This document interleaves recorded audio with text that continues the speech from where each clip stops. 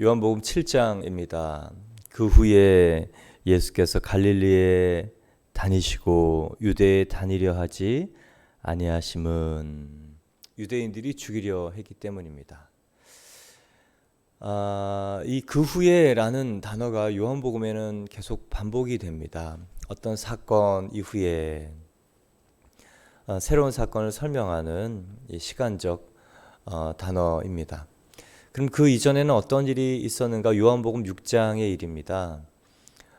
요한복음 6장에는 오병이어의 사건, 이 갈릴리 북부 지역에서 유월절에 예수님께서 많은 무리들을 먹이신 일입니다. 그리고 제자들을 바다 한가운데서 또 하나님의 아들이심을 나타내는 무리를 걸어오시는 사건이 있었습니다. 또한 오병이어의 사건과 무리를 걸어오신 예수님께서 참된 양식, 생명의 양식을 설명하시죠. 첫 번째 유월절에는 예수님께서 예루살렘에 올라가셔서 이 성전 척결, 하나님의 영광과 임재가 바로 성전에서 있어야 되는 일이다라는 것을 선언하시고 영광과 임재를 가로막는 모든 것들을 치워야 한다. 하나님의 영광과 임재를 가로막는 첫 번째는 인간의 탐욕, 물질적인 탐욕. 결국 이 물질적 탐욕에 만몬의 우상을 넘어서지 못하면 그 성전에서 예배를 드리고 종교인이라도 하나님의 임재를 경험할 수 없다는 아주 무서운 그런 의미가 있습니다. 평생을 예배를 하고 또 성전에서 제사를 드렸지만 하나님이 모른다 하시는 예배, 그리고 잘못된 사회 종교 시스템으로 모든 사람들을 이 생명이 아닌 곳으로 인도해 나가는 유대 종교주의자들, 혹시 우리에게는 없는지, 두 마음으로 예수님을 따라가고 있지는 않는지, 이 세상의 축복과 또 영적인 구원을 위해서 둘 다를 위해서 우리가 구복을 하고 있지는 않는지 돌아보게 됩니다. 두 번째는 5장입니다. 베데스다 연못에 38년 된 병자를 고치시죠. 유대인의 명절이라고 설명이 되어 있지만 유월절이다라는 그런 학자들의 이 해석이 정설로 받아들여집니다. 세 번째 유월절, 그러니까 만 2년이 지났었던 것이죠. 이때 갈릴리에서 오병이어의 기적과 무리를 걷는 기적을 행하신 것입니다. 이렇게 예수님께서 2년 사역하신 이후에 예수님의 그 무한한 이 신적 사건, 사역들을 보고 또한 예수님의 말씀을 들었던 제자들, 사실 영생이 당신에게 있는데 우리가 누구에게 가겠습니까? 베드로의 이야기는 본인 스스로 잘 이해하고 납득한 것 같지는 않지요. 마태복음 16장에서도 주는 그리스도 살아계신 하나님의 아들입니다 라고 얘기하고 예수님께서 십자가에 죽으시겠다 얘기하니까 그리 마옵소서 얘기를 한 걸 보면 베드로가 예수님의 이 행적이나 목적을 이해한 사람이라는 생각은 잘 안 듭니다. 그러나 예수님 주변에 계속 있으면서 이분은 뭔가 다르다.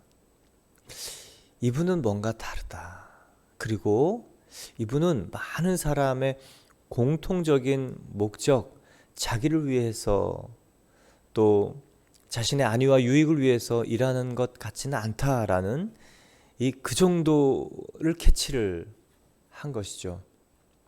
그리고 나중에 예수님이 죽으시고 부활하시고 성령이 임하면서 이제 그 모든 것들이 이해가 되는 순간이 옵니다. 그래서 이렇게 만 2년이 지난 이후입니다. 저와 여러분 예수님을 따라온 지 몇 년이 되었습니까? 만 2년이 지났다면 이제 예수님의 말씀이 걸림이 되는 순간이 있어야 됩니다. 오병이어를 경험하고 따랐던 많은 사람들은 표적, 예수님이 하나님의 아들이기 때문에 따르지 않았고 떡을 먹고 배부른 까닭이라.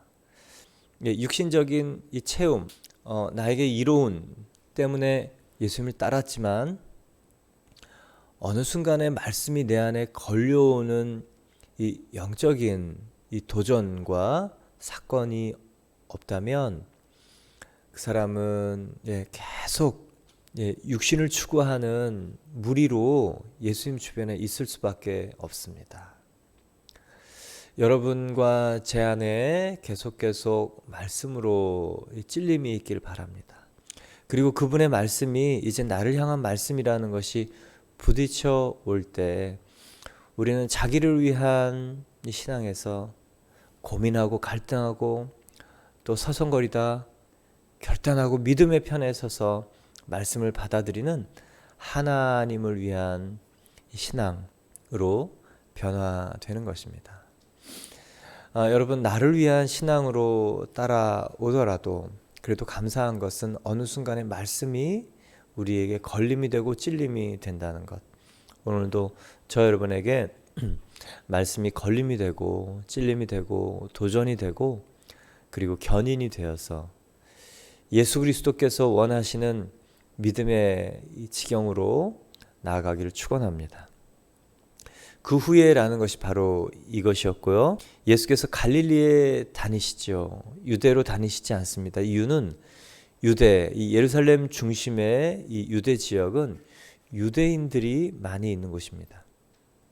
율법, 종교적인 관습, 하나님께서 율법을 주신 본의보다는 그것을 지켰느냐 안 지켰느냐 중심을 두고 의로움과 의롭지 않음의 근거를 삼고 있는 유대인들.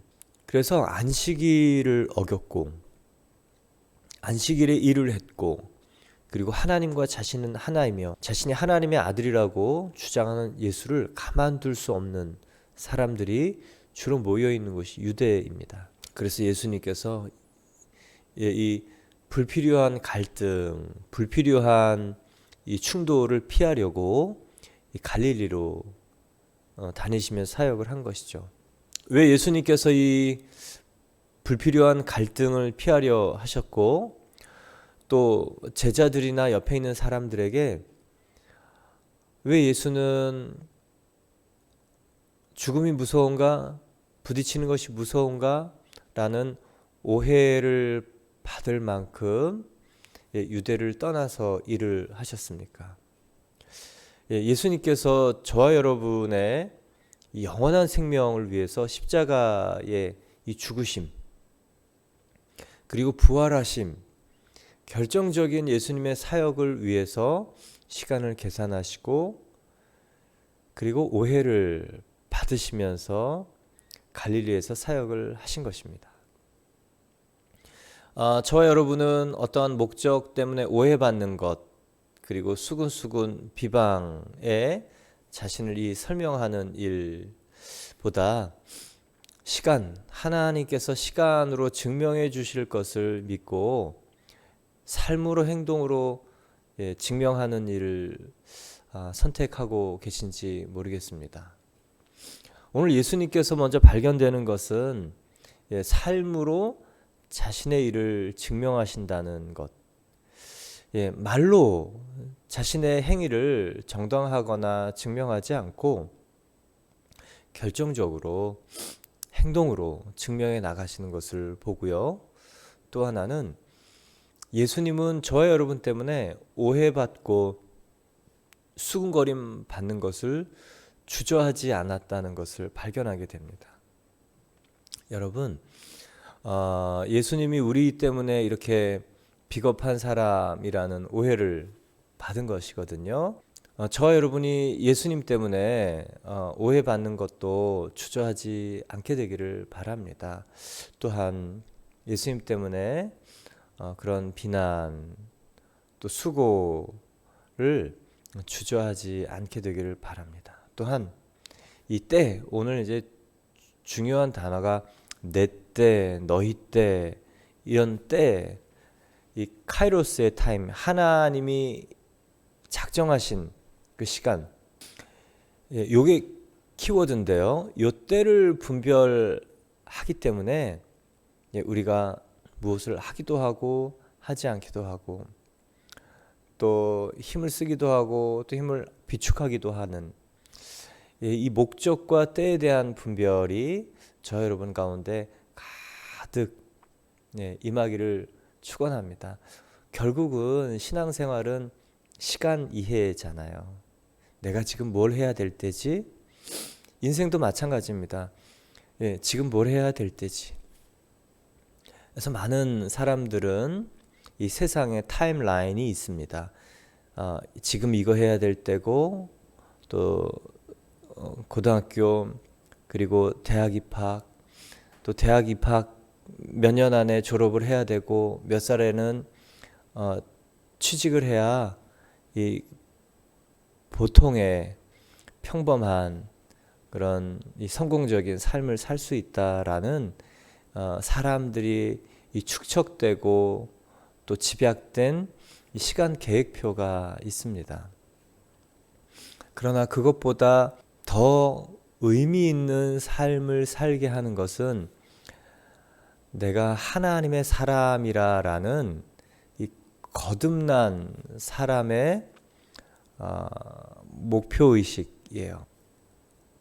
그 사람에게 하나님의 목적과 소명이 있기 때문에 다른 시간, 다른 때, 같은 시간, 다른 일을 하면서도 의미 깊은 삶을 살 수 있게 됩니다.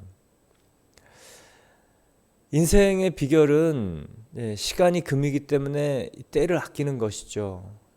영적인 시간도 마찬가지입니다. 우리가 이 땅에서는 유한합니다. 하나님이 지금 나에게 무엇을 하라고 하시는가라는 이 소명의 시간을 계속 생각하고 묵상하는 것. 예, 그래야 힘을 아끼고 그 목적에 따라 우리가 준비하는 삶을 살게 될 줄 믿습니다. 저 여러분이 이런 지혜가 가득 임했으면 좋겠어요. 그래서 여유 있고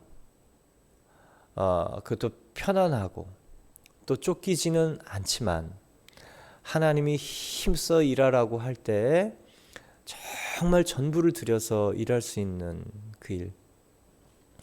저는 여리고성 생각이 납니다. 전쟁이거든요. 힘을 쓰고 애를 써야 되는 때에 그냥 걸어요. 그냥 이 산책하듯이 그 여리고성 주변을 하루에 한 바퀴씩 걷습니다. 무슨 전투를 이렇게 할까 싶고 전쟁의 때 이렇게 하는 것이 맞는가라는 생각이 들지만 예, 하나님께서 이 함성으로 7일째 이 무너뜨릴 우리의 마음과 간절한 기도와 그리고 믿음을 담은 이 선포가 이루어지도록 우리를 준비시키는 시간, 그 여유로운 시간, 기대하는 시간. 그래서 그것이 하나님의 일들이 뭉쳐져서 열매로 또 결과로 나타나는 시간. 그것이 바로 여리고성 전투였습니다. 저 여러분 정말 준비하지만 평안하고 또 쫓기지 않지만 예, 무엇인지 이 일들이 뭉쳐져 가고 있는 하나님의 마음들이 오늘 가득 임하기를 축원합니다. 그래서 중요한 것이요, 이 소망이에요. 소망은 예, 바라는 것들의 실상에 보지 못하는 것들의 이 목적입니다. 그것을 위해서 기도하고 나아갈 때 우리는 쫓기지 않는 그런 큰 걸음을, 느리지만 큰 걸음을 걸어갈 수 있습니다. 2절은 유대인의 명절인 초막절이 가까운지라. 오병이어는 6월절입니다. 유대력으로는 1월이지만 태양력으로는 3, 4월이고 초막절은 태양력으로는 9월, 10월이죠. 한 6개월 정도 차이가 나는 겁니다. 6개월 정도 지난 것이죠. 초막절은 장막절이라고 하기도 합니다.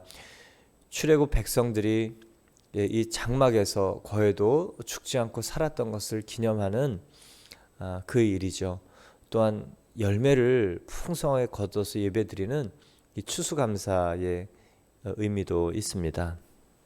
그때에 형제들이 예수께 이르되 당신이 행하는 일을 제자들도 보게 여기를 떠나 유대로 가소서. 스스로 나타나기를 구하면서 묻혀서 일하는 사람이 없나니 이 일을 행하려 하거든 자신을 세상에 나타내소서. 2년 동안 예수님의 행적을 본 형제들이 이제 메인 이벤트를 하십시오. 본 게임을 이제 정말 이 특설링, 많은 사람이 볼 수 있는 그런 곳에 가서 메인 이벤트를 하시죠라는 이 동생들의 권면이자 또는 이 조롱 비슷한 이야기죠.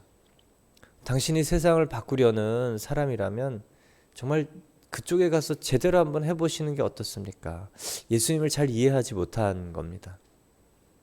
또한 제자들에게 보일 뿐만 아니라 자신을 세상에 나타내소서. 이것은 마귀가 광야에서 예수님을 시험할 때 했던 증명해봐라, 너를 나타내봐라, 똑같은 내용입니다.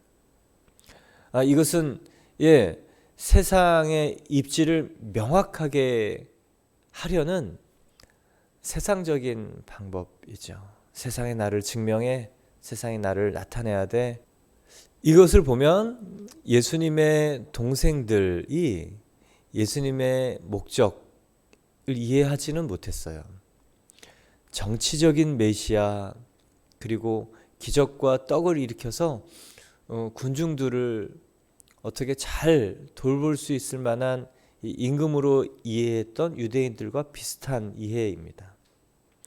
그도 그럴 것이 예수님을 하나님이 보내주신 메시아로 이해하기는 육으로는 한계가 있다. 왜요? 어릴 때 형하고 예수님이 형이죠. 같이 자랐던 이 동생들이기 때문에 그렇습니다. 육신적인 관계에서는 영적인 일이 이해가 되지 않는다는 것이죠. 요셉과 마리아의 자녀에는 예수님, 이 성육신하신 예수님 말고도 아들 넷, 딸 둘이 있습니다. 같이 뒤엉겨서 이렇게 저렇게 살았던 그 형이 30세에 갑자기 자기가 하나님의 아들이라 하고 또 이상한 얘기를 하니 육이 어떻게 영을 이해하겠습니까? 그래서 많은 분들의 신앙생활에 어려움을 주는 분들은 가족이더라고요. 가족의 핍박, 가족의 무시, 또 가족으로 인한 이 신앙의 어려움. 근데 기뻐하고 감사할 것은요, 육이 영을 못 넘어서 육이 영을 계속 방해하지만 영이 육을 살릴 수 있다는 거예요. 예수님의 말씀은 영이요 생명이기 때문에 영적인 생명을 가진 사람이 육적인 사람들을 나중에 생명의 사람으로 바꿀 수 있다는 겁니다. 사도행전 16장 31절 말씀이 그 말씀이에요. 주 예수를 믿으라, 그리하면 너와 내 가족이 구원을 받으리라. 내가 믿으면 자동적으로 가족이 함께 천국 백성이 된다는 뜻이 아닙니다. 나에게 주신 생명력, 그리고 나에게 주어진 이 삶이 변하는 것들을 보면서 가족들이 충격을 받고, 그리고 예수님에 대한 호기심을 가지고 생명으로 나와서 예수님 말씀을 듣고 거듭난다는 이야기입니다. 그러니 여러분, 불신 가족에 대한 소망을 버리지 마시고, 그리고 나에 대한 변화에 대한 소망도 버리지 마시고, 정말 내 안에 생명이 가득 임해서 이 삶이 변화되는 것을 기도할 수 있기를 바랍니다. 불신 가족이 결국 예수님을 믿지 않는 이유는 가치관 때문에 그렇습니다. 경제관이 충돌해요. 아내는 믿는데 남편은 믿지 않아요. 또 남편은 믿는데 아내는 믿지 않아요. 네, 시간 사용과 재정 사용과 교육 방법 너무 다릅니다. 그래서 부딪혀요. 근데 우리가 오늘 기억해야 될 것은 무엇인가? 영이 육을 살릴 수 있다. 저 여러분 안에 정말 예수 그리스도의 생명의 영이 있다면 하나님의 때 일하실 것을 여러분 믿으시기를 바랍니다.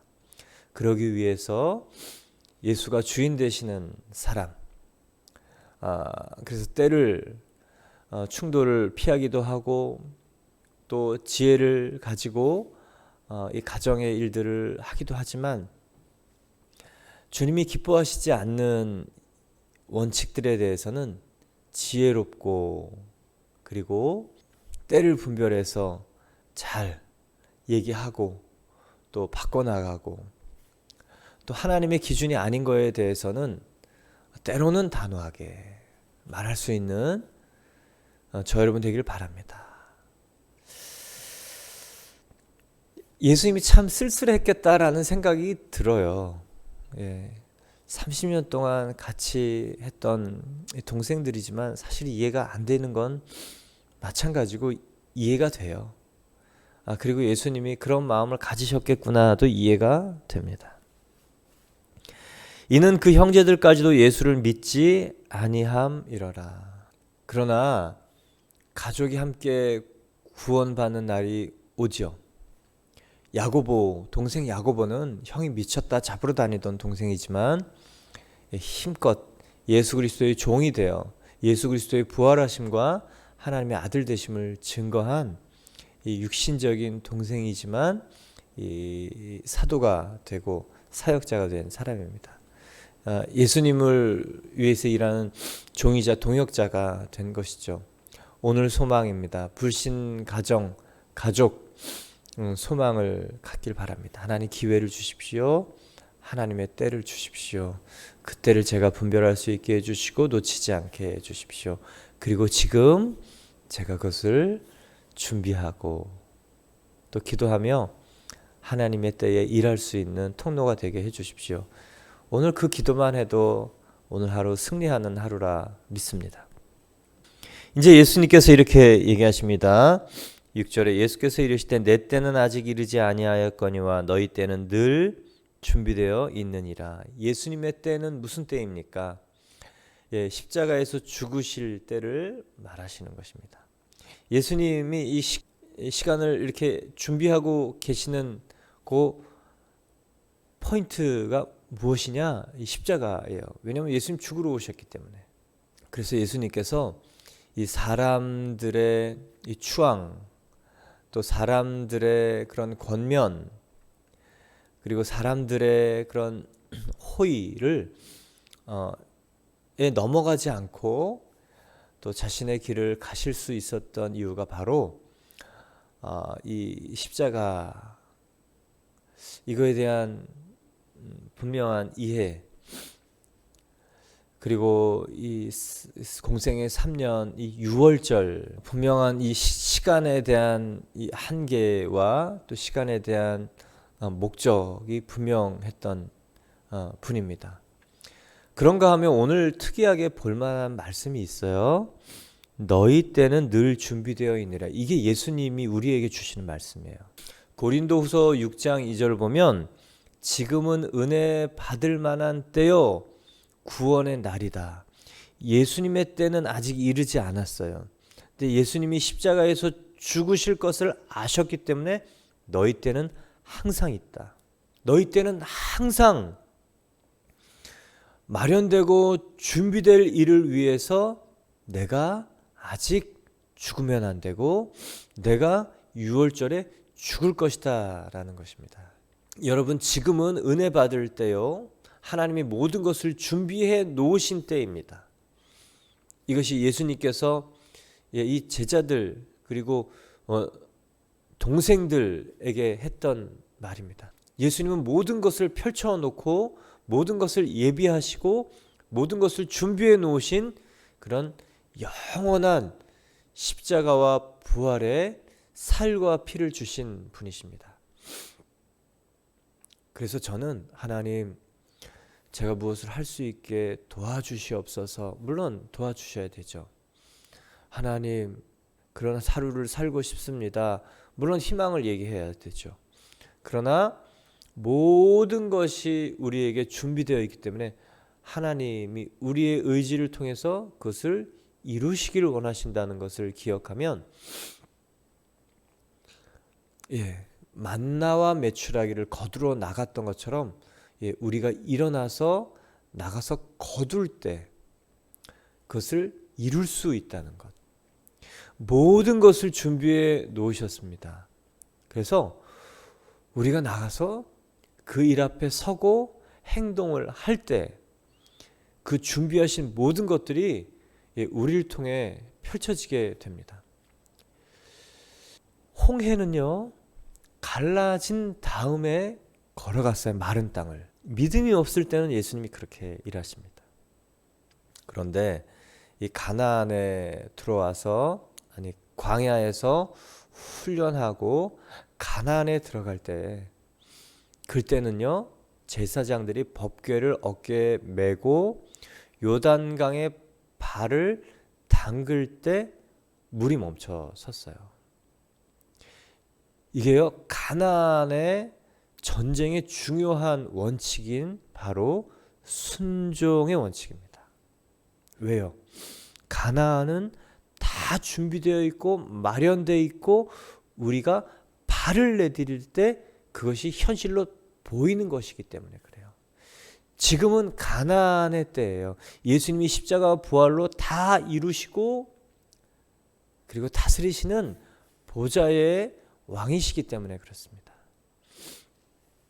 그래서 참 답답한 사람은 어떤 사람들인가? 그냥 하나님 것을 이루어 주십시오. 그냥 기도만 하고 자기가 해야 될 바를 찾지 못하는 사람. 하나님은 기도를 원하세요. 하나님의 뜻을 구하기를 원하세요. 하나님의 때를 구하기를 원하세요. 그렇지만 그 때와 뜻을 보인 사람이 움직이기를 원하세요. 일하기를 원하세요. 순종하기를 원하세요. 근데 중요한 건 하나님의 뜻과 계획과 타임이 우리에게 보여질 때입니다. 오늘 중요한 시간의 차이를 좀 발견하고 순종의 이 일들을 보게 됩니다. 우리는 내 때에 하나님께서 맞추라.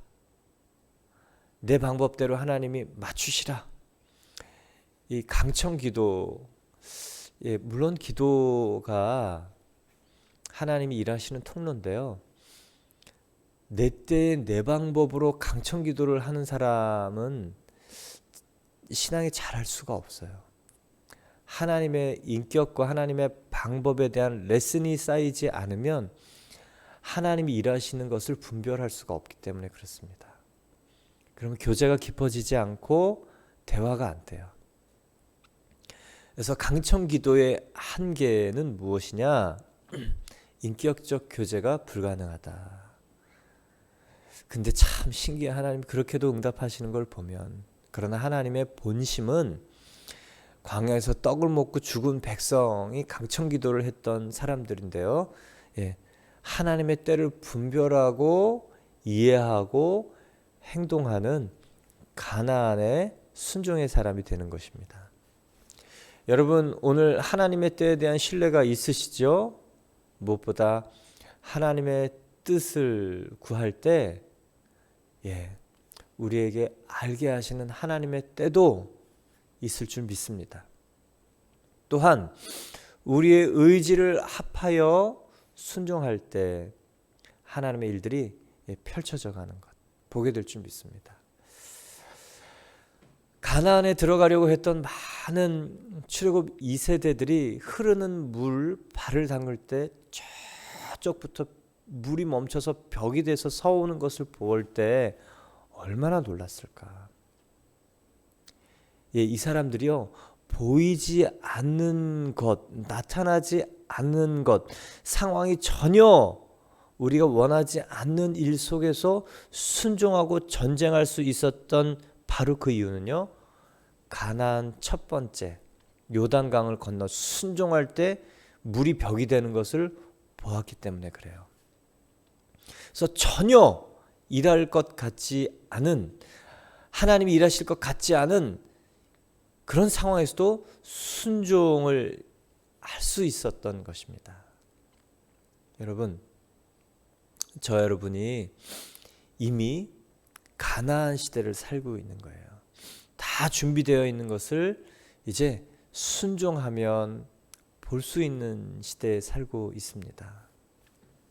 저 여러분이 무언가를 보기 위해서 해야 되니까 또 억지 순종이 아니고요.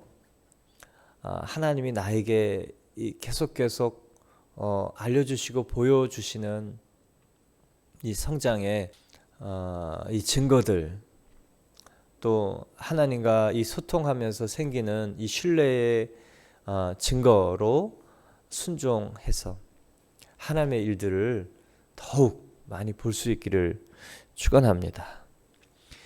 너희 때는 준비되었다. 오늘 저에게 주시는 말씀이기도 합니다.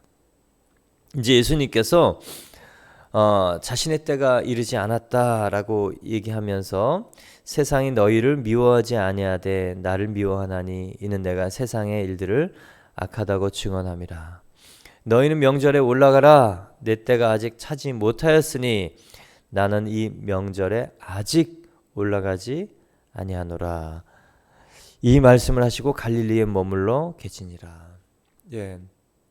결국 예수님은 이 세상과의 충돌, 이 미움, 이 진리는, 빛은 어둠으로부터 이 거부, 배척을 받게 됩니다. 저와 여러분이 이 세상에 불편함을 줄 수 있는 그런 진리의 사람들 되길 바랍니다. 그러나 너희가 세상에서는 환난을 당하나 담대하라. 내가 세상을 이겼다라고 얘기하셨던 요한복음 16장의 예수님 말씀처럼 여러분 담대하기를 바랍니다. 선으로 악을 이기라. 그리고 선으로 악을 이기라. 선한 데는 지혜롭고 악한 데는 미련해라. 그리고 진리가 생명이기 때문에 거짓과 이 부정을 이길 수 있다는 믿음, 저 여러분 안에 있기를 바랍니다. 그리고 예수님께서 초막절에 형제들 먼저 보내시고 나는 아직 올라가지 아니하리라. 왜요?